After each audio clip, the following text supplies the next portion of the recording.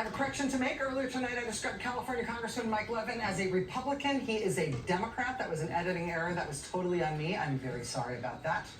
All right, tonight we are awaiting a ruling from a federal judge that could result in thousands of federal workers who have just been fired getting their jobs back, at least temporarily. NBC News reports that after a hearing today in Maryland, the judge appears likely to reinstate those workers who were fired by the Trump administration, and he says that he would issue a ruling promptly.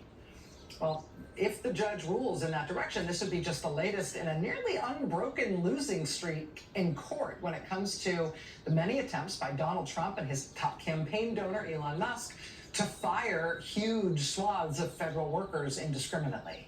These efforts to gut the federal government have been centered at a small government agency called the Office of Personnel Management, OPM. It's supposedly like the HR office for the federal government. At 12:01 p.m., 1 minute after noon on Inauguration Day, literally within seconds of Donald Trump officially becoming president again, Elon Musk's Doge team were at OPM, getting themselves into that agency's computer systems, which contains personal data of millions of federal employees. They locked everybody else out of that computer system. They installed sofa beds so they could be there all the time. And it sounds like they were just peachy to have around. 3 OPM officials told the Washington Post that, quote, morale plummeted as Doge agents clashed with senior career personnel. One official recalled a recent meeting in which a young Doge team member began screaming at senior developers and calling them, quote, idiots. Elon Musk and his friendly band took over OPM first, apparently because they wanted to use it for their campaign to fire as much of the federal workforce as they possibly could. OPM was the entity that sent mass emails to federal workers urging them all to quit, essentially threatening them all that they needed to quit. That was some of the email that said they should find higher productivity jobs rather than their low productivity jobs in the public sector. OPM ordered agencies to start firing people, but some workers were told they received termination notices in error. So, okay, no, come back. The same employees, in some cases, were all later told, no, sorry, we did mean it. You actually are fired. Those firings were quickly found to be likely against the law.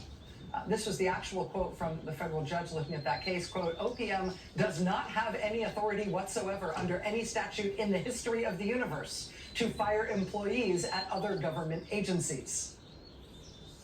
After that brushback from a federal judge, OPM then tried to say, actually, it had never ordered any of these firings. They were just, offering their suggestions. Famously, OPM also sent out Elon Musk's demand that every single federal employee had to send him an email listing 5 things they had done in the past week or they would be fired.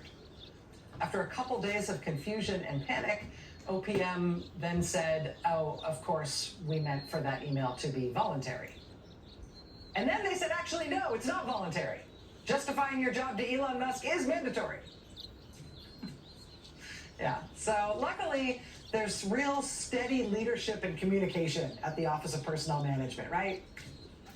No questions at all about who's running the ship there and how good they are, making sure the American government workforce is only purely high productivity folks. But we have some questions about that. We have some questions about that specifically at that office. And we've got those questions for you here next. Hold that thought.